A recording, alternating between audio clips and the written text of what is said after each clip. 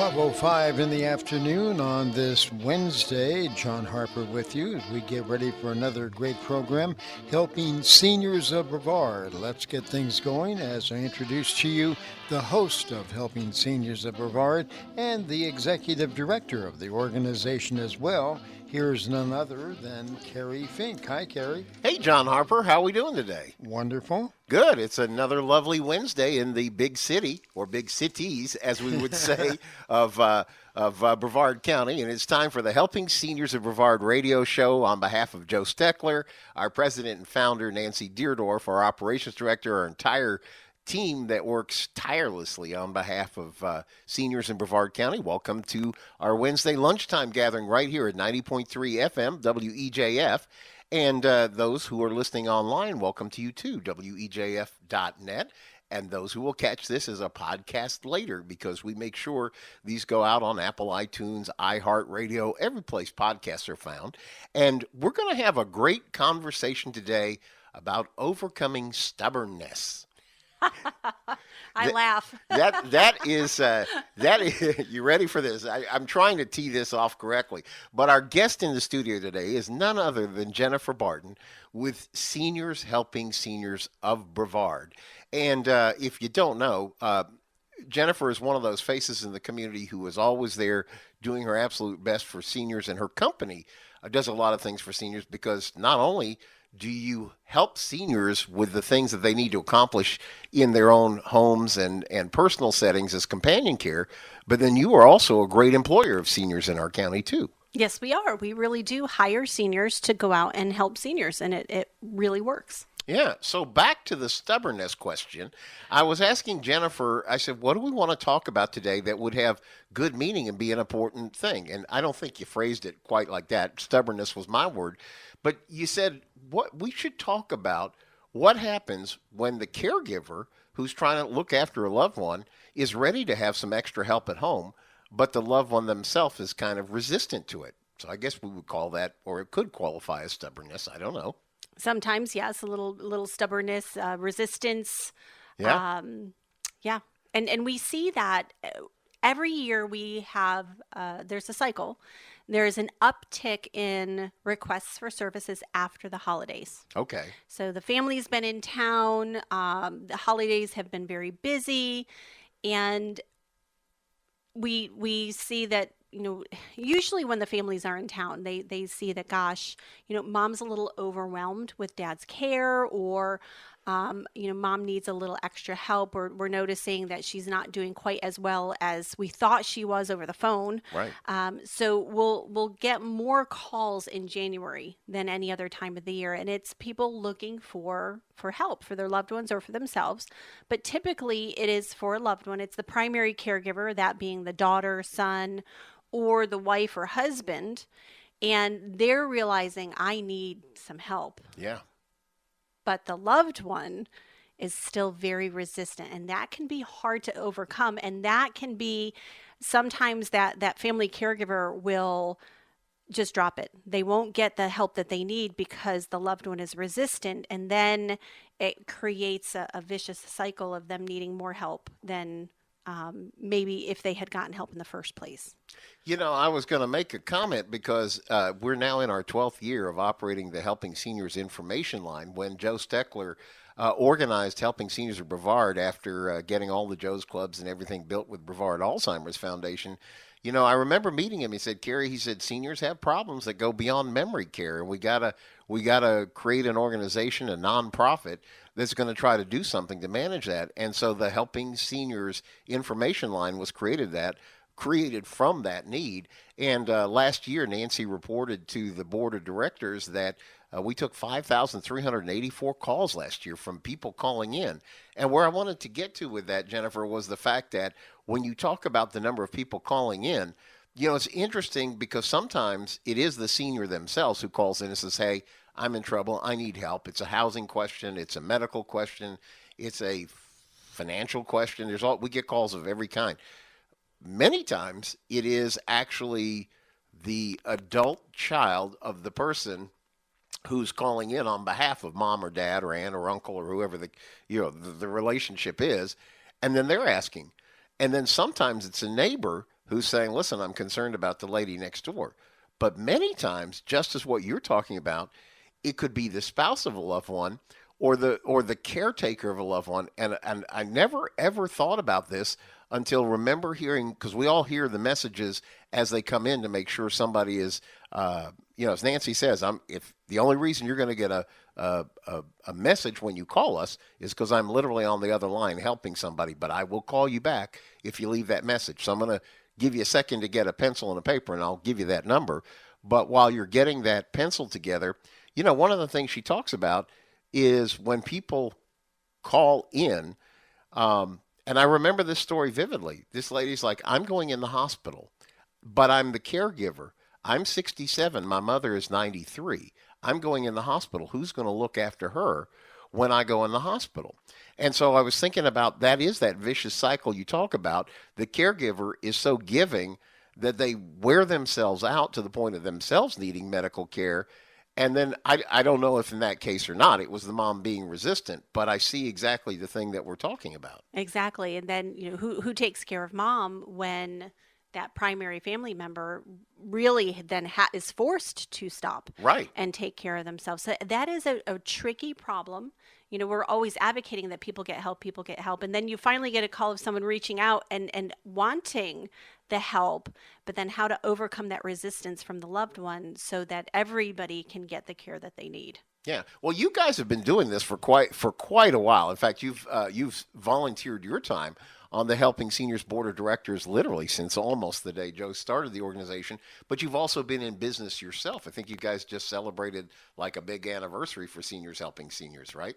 Yes, we celebrated 10 years last year, so 11 years this year here in Brevard County. So this is not your first rodeo, and one of the things we wanted to try to do today was to provide solutions. Maybe you are that caregiver and you're gently trying to nudge along the person that you're responsible for, and you recognize you need some help, and you're trying to have them understand that they've got to give you some relief because you're really only after the best thing. I've heard it said, and you could probably comment on this better than I remember giving a talk to, I think it was a Parkinson's group here locally, and they were talking about the statistic that most caregivers do not outlast the person that they're caregiving for because that position is so stressful. Exactly. And that's not just Parkinson's, it's dementia and other forms of, long-term illnesses where the caregiver is taking on a lot of the care and a lot of the stress of the care.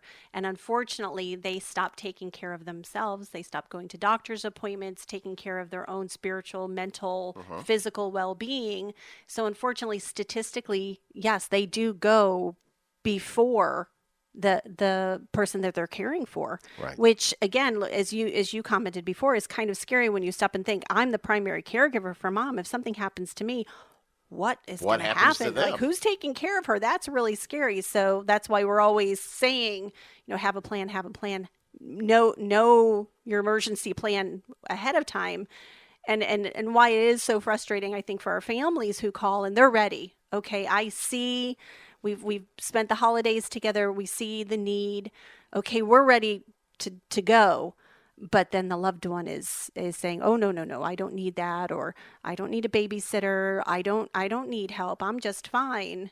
And then how to overcome that so that the people do get the help that they need. Right. And that's really what we want to kind of focus in on today is again, as I mentioned, you guys having been in business for 10 years. And it wasn't, by the way, I remember when you and your mom started the Seniors Helping Seniors business, it wasn't actually that you created it out of thin air. You actually were following the model that had been created called Seniors Helping Seniors, because that's really global, right? It is. It started up in Reading, Pennsylvania, a little over 20 years ago. And there's now probably 300 some franchises across the United States, but there is at least 6 in England and I believe 1 in Malaysia. Wow. So it has gone global. So you guys have probably learned quite a few things along the way. So why don't we just kind of dive into that conversation? Suppose you're the caregiver and it's time. It's maybe it's not even safe for the person because a lot of times it's an elderly person looking after an elderly person and they're trying to get them safely into a car, out of a car, or just whatever, to and from a doctor's appointment or different things like that. How do you sit down and talk with a family to help kind of move them over that, we'll make it, it's not quite time yet kind of mentality? So I think often talking to that family caregiver first, separately than the individual that we'd actually be coming in and working with, is always a good idea to get a feel for if there is going to be resistance, what that resistance is, where is that coming from, and how can we brainstorm together how to best negotiate that so that we are successful when we're coming in the door. Because remember, we are a homemaker companion company, and the licensing, what that means is that we're often the first ones to come in. Right. They don't need hands-on care. They don't need help in the shower or anything. So we're the first time someone has had help in the house. So we are guiding people through that conversation for the very first time. So where are we now and where do we need to get to? Right. And how is the best way to approach that? Because for every family, that might be a little different. And for every person, that might be a little different. With dementia, they may not realize that they are not remembering. Right. So I feel just fine. I don't need any help. So sometimes having the primary family caregiver saying, hey, I need the help. This is for me. I worry about you when we go away or when I can't be here. I worry about you. This is for me. This is for my peace of mind. This is going to help me so much. Even as you're talking about that, I remember Joe has this term, he called it elements of care, and he's always been careful when talking to people about making an aging plan, which we euphemistically call getting your ducks in a row. It just means you're going to have some ideas of how you're going to manage the aging process. It's like a hurricane plan. You're not going to go overboard, but you want to know what you want to accomplish. If they tell you a Cat 5 is headed directly at you, you know what that means, and you know how you're going to prepare for it. And that's the same idea when Joe talks about an aging plan. But one of the things all along the way is Joe says you have to be careful, because as you get started, you don't want to buy more help than you need. You want to get the exact right amount. And I remember seeing you do a TV show with Joe kind of in the early days of all this, where he was talking about, he was trying to compare the cost of having somebody come in for a few hours a day versus the cost of, say, assisted living or some higher level of care that may not be called for some period of time. And he was always like, you have to get the right help at the right time. So, and then similarly, it seems like he's advocating strongly that you want to be sure that the help that you're getting is starting early enough so that as the need for bigger help or more invasive help is there, everybody's already kind of used to that. Right. They will be open to it. Exactly. And we see that, one of the other things that we notice too, we've got a little bit of resistance, but maybe the kids are thinking, gosh, I think mom needs help 5 days a week. And we will often tell clients, please don't do that. Yeah. Start slow. We want to start early, but we want to start slow. Start with 2 hours once a week, and let them get used to that and like the idea, and then build up from there over time. Get the seniors buy-in. Oh, this isn't so bad. I kind of like having this person around. Can they come another day? Right. Then they have bought into the service and they are happy to have it there, and you can grow with it. But if you force someone into having 12 hours a week when they've gone from nothing, and then all of a sudden you've got, she's just standing there staring at me. She doesn't do anything. I hate this. And they end up canceling the service. And now you're back to ground zero, and they're not willing to have anybody else come into the house. So I think a lot of times starting slow and building up is a much better approach, because they're going to accept the service. And then you're right, as they maybe need a little more care, we often hand them off to a hands-on company that can do that skilled care. And they're okay with it, because they've already had people in the house. They kind of understand how that goes, and they're open to it, where before they wouldn't have been. I don't, this is kind of tangential to the discussion, because I really do want to stay on our topic today of how do we help you. Maybe you are the caregiver, or maybe you're a person that you have a caregiver who's trying to help you, but let's have you look at it from their perspective. Maybe it's time to get just a little bit of help. But one of the comments that I want to make from what you were just saying is I remember that's one of the distinctives in your company, Seniors Helping Seniors, is that you employ seniors to help seniors. And why that's important is just when you said that, we don't want the person just hanging around the house, maybe fiddling on their iPhone, just staring at mom or dad. But the whole concept, I think, behind Seniors Helping Seniors was getting people who you match up as, at some degree, who have, maybe similar interests, similar backgrounds, so that there's a real relationship that develops. And so the caregiving could actually be at a higher level than I'm just here to babysit you for a couple hours. Exactly. We really do go through we take great pains to make sure that it is a good fit, because what we find is if the caregiver is really happy doing what they're doing, then the caring that they're providing is phenomenal. And so both parties are extremely happy and it works really well. So we take a lot of information about our clients, but also on our caregivers of where they're from, what they did for a living, hobbies, interests. It can be something as simple as I had a lady from Wisconsin, and I went back through and I looked, and I had a lady that lived within 10 miles who was also from Wisconsin. So they had a very similar background. So I went ahead and put them together. Both huge cheeseheads. Huge, both of them had the hats. And they were so much fun together. They instantly hit it off, and it was a great match. And the service was perfect because it was exactly what we wanted to have happen. They hit it off so well, so it was just a very natural friendship that evolved. Not only were we able to provide the care that was needed, but then also she got a lot of good, social, emotional support from one another. Really, a lot of times my caregivers will also say that they get just as much out of this as they feel like they give because of the relationships that they've created with the clients. Yeah, I remember you saying that. That stuck with me.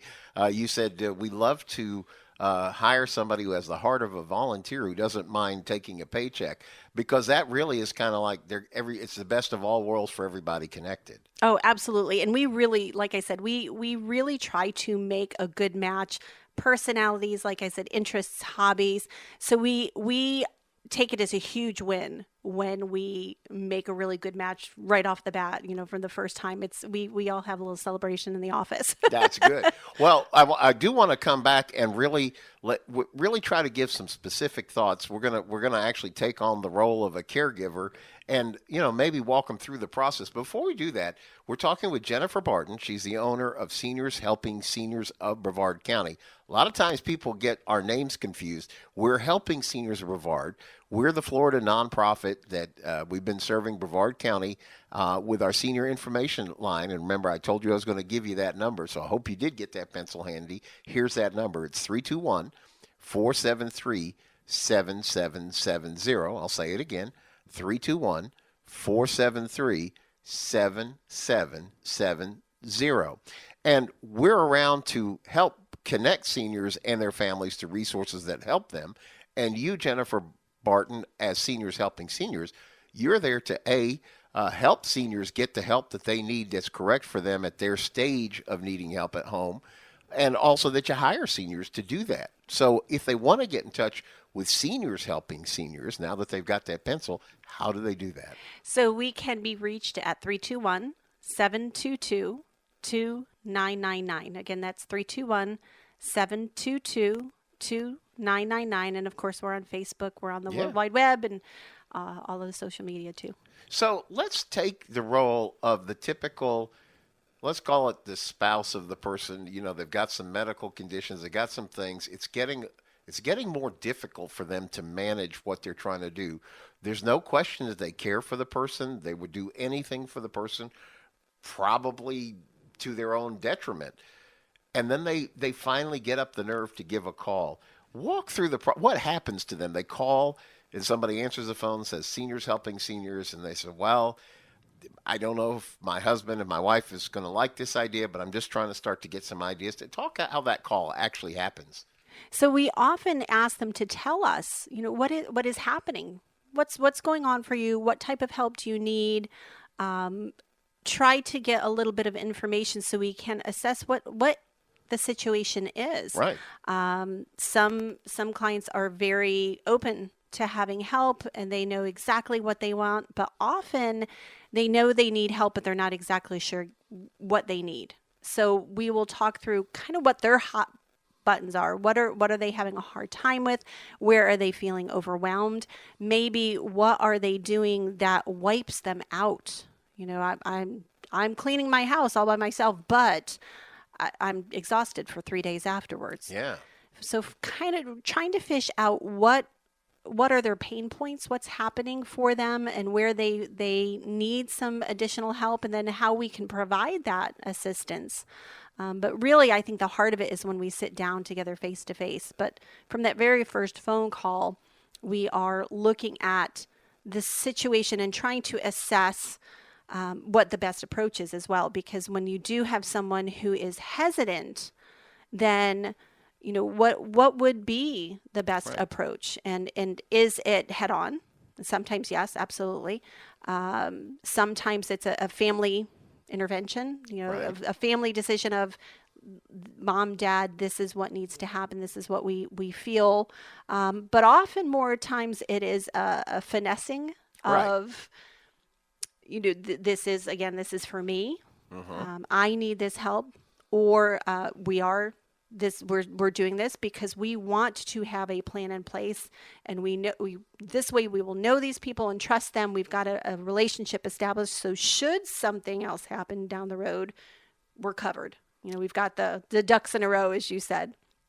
But sometimes in the case of memory loss, where maybe the person would not be, they're very much resistant, we have come in different avenues. We have been introduced not necessarily even as Seniors Helping Seniors, but as a volunteer through their church or through the VA, or the family has said, look, I know Dad will not buy into this at all. So we think this is how we would be best, and we will brainstorm with the family and come up with what the best route we think is. And I can't lie. Within our dementia world, we I refer to it often as lying with love. Yeah, no, I follow. Sometimes we have to fib a little bit so that everybody can get exactly what they need. But we had one of the moms, her daughter, we're not even sure how it started, but this mom thought we were the welcome wagon. And the daughter said, I don't know how it started, but just go with it. Just yes, ma'am. roll with it. Yeah, absolutely. Yeah. We're the welcome wagon. So we're talking with Jennifer Barton of Seniors Helping Seniors. And in the second half of the show, coming right up, we're going to be talking further about tips and techniques to make sure that you as the caregiver, or even you as a person who need help, can get comfortable with the idea of getting the help at home that you need. And we're going to go further into our theme of the year, Don't Try This on Your Own. And I'll explain that on the second half of the Helping Seniors show right here on 90.3 FM WEJF. Hey, it's 12:32 in the afternoon on this Wednesday. You're listening to Helping Seniors of Brevard. Let's get back to more of the show right now with your host and the Executive Director of Helping Seniors of Brevard, Kerry Fink. Hi, Kerry. Hey, John Harper, and thank you, and welcome back to part two of our Wednesday lunchtime gathering here on 90.3 FM WEJF Radio, and to those of you joining us online at WEJF.net, welcome back. And similarly, for those who are catching this as a podcast, or maybe even you found us on helpingseniorsofbrevard.org or our YouTube channel or Facebook page, our effort as a Florida nonprofit, and specifically a local to Brevard County, Florida nonprofit, is that we want to get you connected to the information and resources that make a difference in your life. And so during the first half of the show, and we're going to continue this conversation, we have been talking with Jennifer Barton of Seniors Helping Seniors of Brevard. Welcome back, Jennifer. Well, thank you for having me. This has been an interesting conversation. We actually kept it going through the commercial break because I always learn something every time that we sit down. The topic that we've been after is, I said at the opening of the show, I said, we're going to try to get past stubbornness. And that was kind of Kerry's euphemism for the topic that you had suggested, which is let's talk about the fact that oftentimes a caregiver is ready to accept help in the home. They know it's time, but they're having a little trouble getting the loved one to agree or acquiesce or say, yep, now it's time, let's get some help. And during the break, Jennifer, I was asking you, I said, probably when most of us call you the first time, we're concerned about mom or dad, aunt or uncle, or, maybe it's the spouse, I don't know, the significant other, however all that works.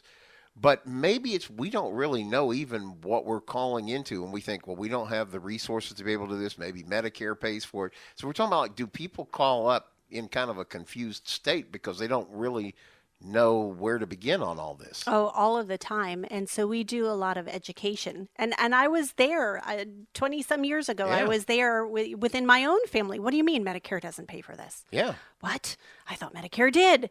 Yeah. So I go back to, being in that same position, and I put myself in their shoes of, taking a step back and saying, okay, this is how this all works. Here's Right. how Medicare works, how Medicaid works. Here's what's covered. Here's what's not covered. And most in-home care is private pay, unless you have long-term care insurance. But Medicare will cover after an accident or injury. There are some rules about that, but it'll pay for some temporary help in the home. Physical therapy, occupational therapy, a CNA, maybe a nurse visit or a social worker visit. There are things Medicare will pay for, and it's very helpful. But as far as ongoing home care, typically that would be private pay.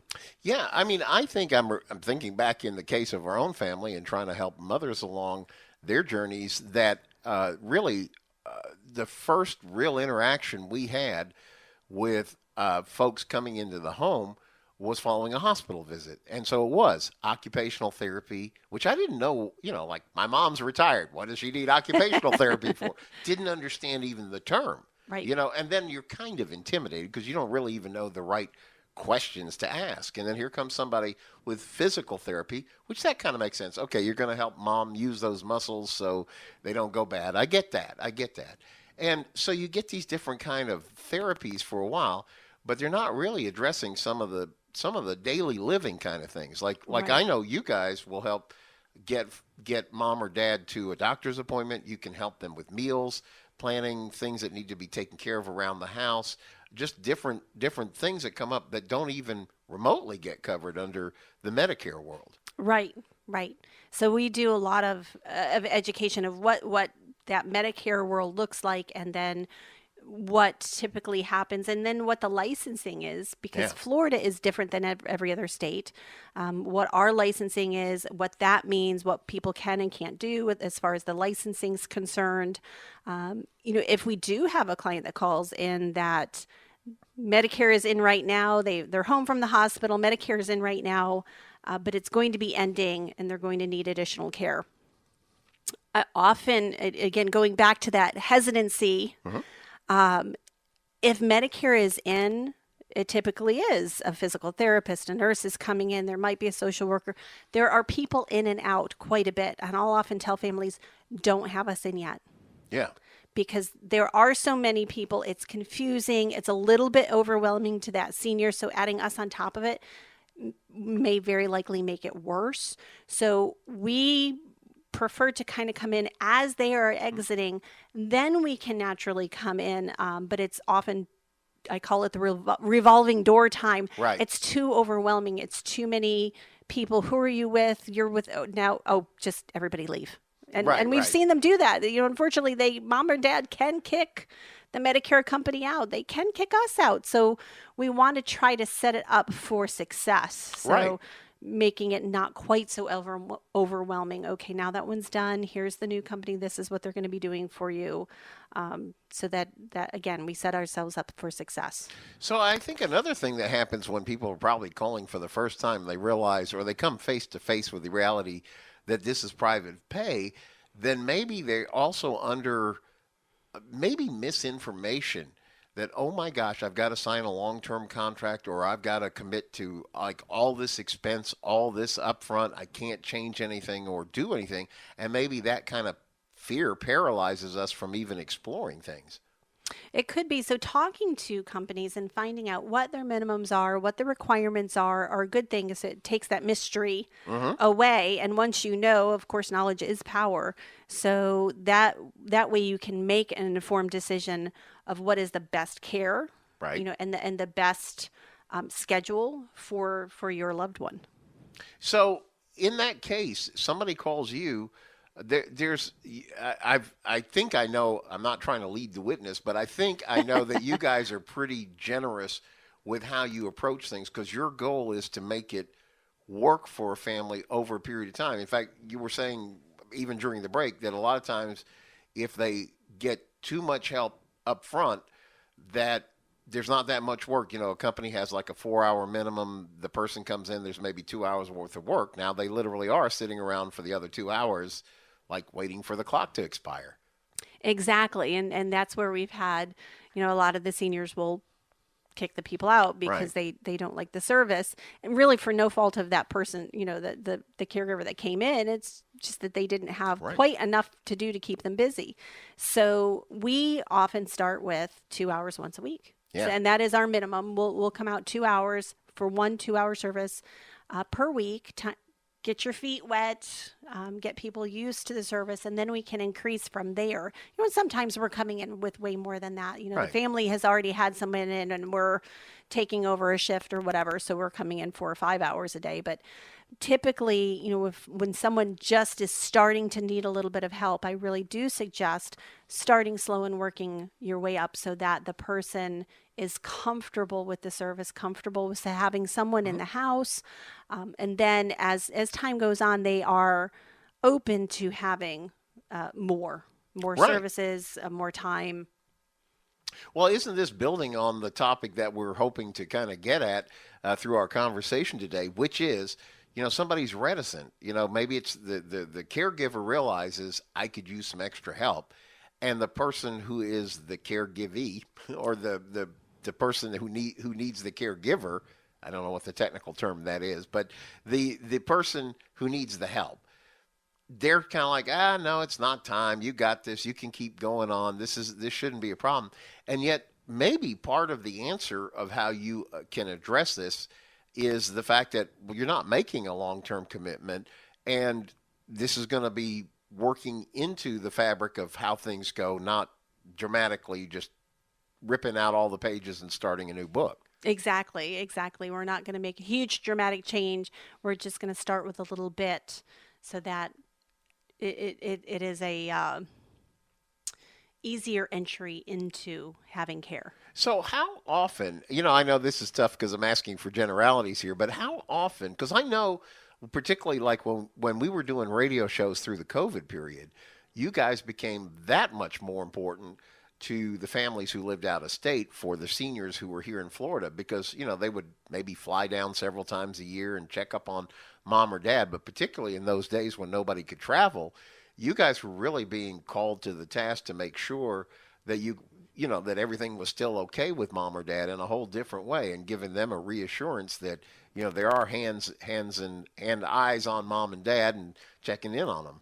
Oh, absolutely. Absolutely. We are eyes and ears for the family. Yeah. And we work in a team effort with the family. So when people are calling you and there's this, we got to get this past dad because he's kind of stubborn. Is a lot of times, is it that the person, do you think, how much is financial fear? Like, I don't have all this to spend. And maybe that's just like a hang up that may not be as true as they're thinking. But I could see somebody coming back and saying, well, I don't know, I'm going to blow through all my money. I could see somebody just being a matter of pride. I don't need the help. I've gotten this far on my own. What are the things you guys hear? Those are two very big ones. And I'm sure some of it is pride, but again, I try to put myself in their shoes. If I have been doing this on my own for how many years, I don't need any help. I'm a very independent person, so I have a feeling I'm going to be the same way. So, it's trying to convince them we're not here to take over. We're not here to change anything. We're here to come alongside and support. So trying to help them shift their mindset a little bit, because it's very difficult when you've had a businessman who has, been there, done that his entire life, run the show, and now all of a sudden needs a little bit of help. It's hard to kind of get over that hurdle, and that's understandable. Yeah. And so we want to be very compassionate and very dignified about how we approach that. Well, it's like, I'm calling the shots. Maybe is it a question of, I'm losing control? Like, we've always heard that expression, do not go gently into that good night, kind of thing. And is it like, well, I'm giving up if I get some help? Well, it's, how would you feel if they said, Kerry, give me your driver's license, you can't drive anymore? I would be like, well, what do I get in return? That's me. But so it's really, that's a difficult thing. It is a loss of control. Yes. It's a big deal. Yeah. There's a lot of social, emotional issues surrounding that. So, it's one thing, like my dad couldn't drive for about 6 months. Uh-huh. And that was not easy. But he knew there was an end to the tunnel. Right. He knew that there was a light at the end and that he would be able to drive again. But it was still, even knowing that temporarily for 6 months he could not drive, that was a tough emotional thing for him to handle. He did not like that at all. So it's, we understand. I think having a really good understanding and being compassionate about that going into it is very helpful. Sometimes we have families that are, and sometimes we have families who are not, it just is, move on. That's a big life change right there. Well, let me ask you a question about that. When you were saying it, I was saying like, well, in the case of your dad, obviously he was looking at, I've got to get through this window because I am going to drive again. I mean, that's what was motivating him. But is part of it for a senior that says, this is just me acknowledging that, the end is near or something like that. And then that by itself causes us to kind of like choke up on it and not get help that could probably extend, Exactly. Because we do want, we want people to get the help that they need when they need it and not wait, going back to the driver's license. We want people to stop driving when they should stop driving. Unfortunately, as we age, our reaction times slow down. Our eyesight might be a little bit more limited. So things are different. So we should, we hope we're all proactive and say, okay, I'm going to know when I'm not safe to drive anymore. I'm going to know that, and I will do that on my own.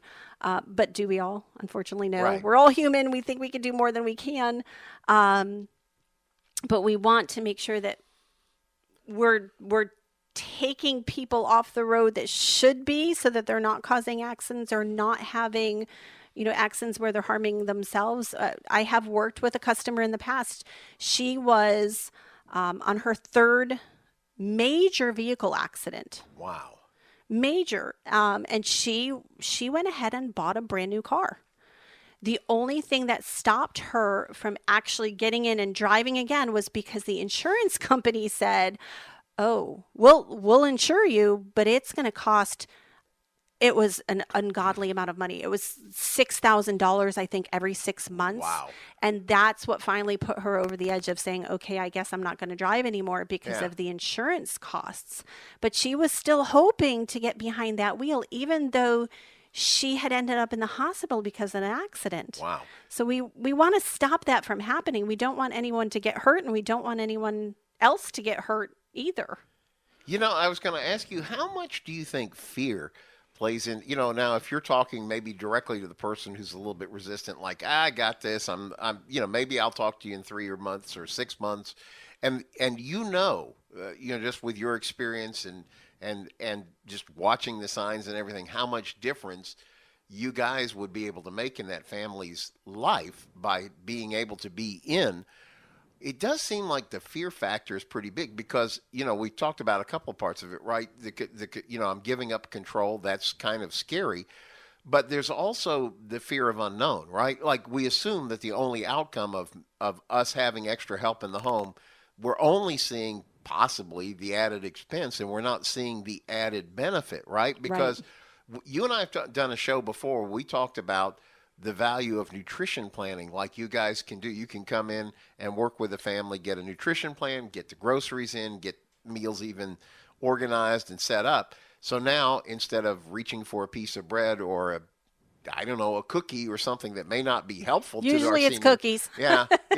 Instead, we're going to have something nutritious. And when you get the right nutrition into somebody, and let alone, if mom or dad is sitting there and all they do the whole day is watch TV, what's the quality of life when they're interacting with somebody who is a senior like them?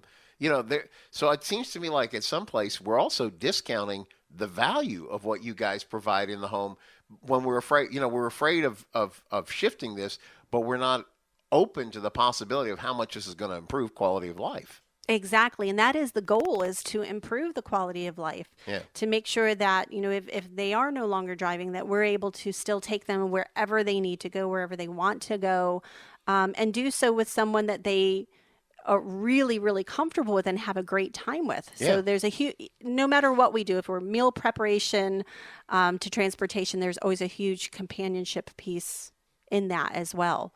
So you're right, trying to look past the negatives to all of the positives and the increased quality of life that we can provide a senior. Yeah, and this comes back to, we set out for ourselves our little motto or buzzword for last year, and we called it getting your ducks in a row, which was our euphemism for trying to follow what Joe has always talked about, putting an aging plan together. In other words, just sort of mapping things out. Well, at the early stages, this is the help I think I might need. Later stages, I'd be open to this.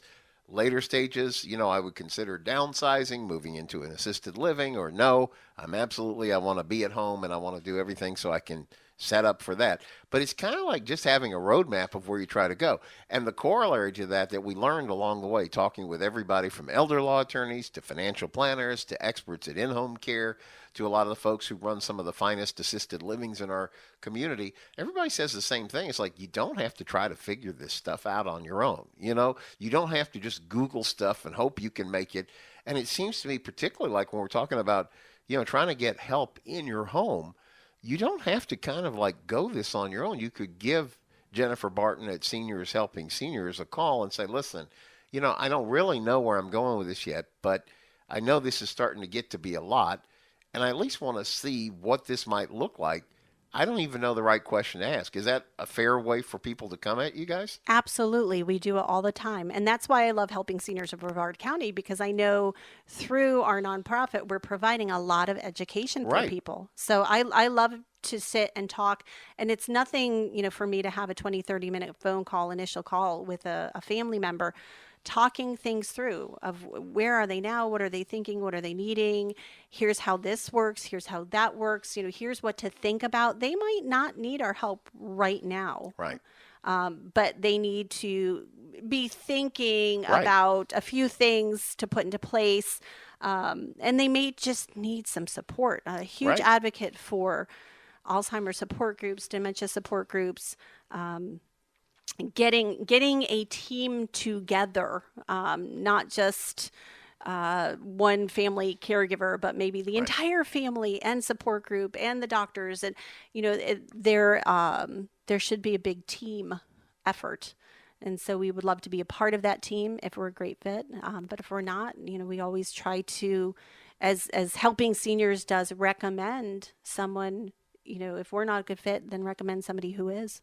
Yeah, and that's another point that I want to say. I know everything is supposedly at our fingertips. We pull out our smartphone, we Google something, and we all know that everything we read on the internet is true, so we can take great stock in all that. But one of the things that I actually got into this conversation with somebody about fairly recently is the problem is when you Google, you get this smattering of some things are local and some things are like, call 1-800 and we'll lead you to the greatest help in the world on whatever topic you're looking for. And the problem with that is you're going to talk to somebody in a call center in, I don't know, Des Moines, Iowa. And they're going to tell you, yes, we can help you over there. Yeah, Satellite Beach, that's right there by Titusville. Because they're looking at a map. Because they don't know the lay of the land. Right. Yes. And I've heard you talk, because you for Seniors Helping Seniors of Brevard County, you're 100%, just like Helping Seniors. We're 100% local charity. You guys know the county, and you're trying to find people who help who are geographically make sense for everybody to work together. Oh, absolutely. So when we hire a caregiver, we're keeping them 5 to 10 mile radius of where they live. Yeah. So it makes sense for them, especially for gas mileage, but it also makes sense for our clients because our caregivers know that area. Right. They know how Publix is set up. They know where all the doctor's appointments are. They also know where all the fun things are. Right. So if we've got a senior that's just moved down with their family from New York or Ohio, our senior can take them and say, hey, here's where to go. Here's where to hang out. This is the Wickham Park Senior Center, or here's 55 Plus Club in Satellite Beach. Here's where to go and what to do. So they're very knowledgeable about the area and in their little slice of the world too. So it works really well. No, it makes all the sense in the world. And so let's talk as we get into the closing segment here, and we talk about, because I want to make sure we're talking with Jennifer Barton with Helping Seniors of Brevard. And again, I want you to grab a pencil so you can take down the number, because you might be that caregiver that's, maybe starting to get a little frustrated because you need to do something that's going to be safe and helpful at home. And maybe you are facing a little bit of resistance from that loved one. Or maybe you're the loved one who's hearing this going like, yeah, I'm making this a little too hard on so-and-so who's trying to help me, but they need some relief. I'm going to make this call. Maybe it's the senior who says, I could be part of this solution. I could work for seniors, helping seniors, and be somebody that helps this out. So I guess there's a lot of different reasons people want to have your number and figure out, how it's going to be best for them. How would they reach you? So we can be reached at 321-722-2999. Again, we do have a pretty active Facebook page. And of course, we're on the web, seniorshelpingseniors.com/Brevard. But reach out and we would love to talk and just see how we can be helpful. The thing that I really love about all the people who partner with the Helping Seniors, that's us as the nonprofit, is these are people who really care about seniors. Yes, there's a business involved, but really the heart is what's at the matter here, that they're really, I've noticed, you in particular, but lots of people who are connected with Helping Seniors, very generous with your time because you're as serious about getting information. So you're going to call us sooner or later when you're ready for us, but I don't mind you calling even if that might be 6 months from now.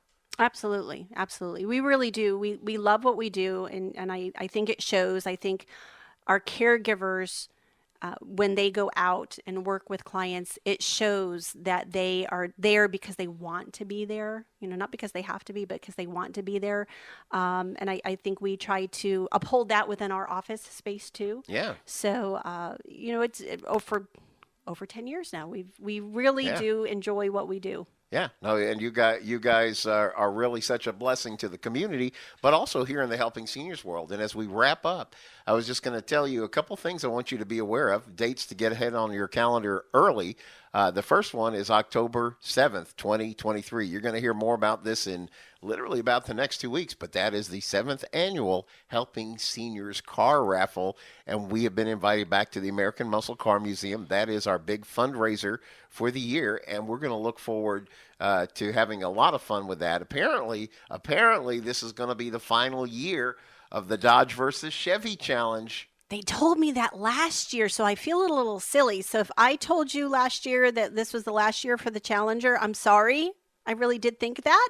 You're just holding out hope. But it is back again this year, so you have one last chance. Yeah, at that Dodge Challenger. That's you're saying it right, because last year we weren't sure. They were saying this is the last year, but then apparently 2023 is now what they're saying is the official. last year for Challenger. So we're going to be having fun with Dodge versus Chevy Challenge. We'll see. Our winner last year took the Camaro, so this could be the year that they choose. Got to be the Dodge. So we'll see. It's all coming. We have a new car this year too. We do, yeah, because AJ's group is growing again. So remember, you can take the Dodge, you can take the Camaro, you can take the Kia Sportage, or you could take the Massimiata. But apparently, drum roll, please. Yes, AJ's building that Mitsubishi dealership right there on US 1, and it looks like we're going to have a Mitsubishi, if I'm saying that correctly, in the mix too. How about that? Yeah, so exciting. So stay tuned for that, but you got to get the date on your calendar. You don't have to be present to win, but try to work around this. Try to make your plan to be there 6 p.m. to 9 p.m. at the American Muscle Car Museum.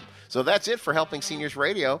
On behalf of Joe Steckler and Nancy Deerdorf, thank you, Jennifer Barton, Seniors Helping Seniors. We'll see you next week right here on 90.3 FM.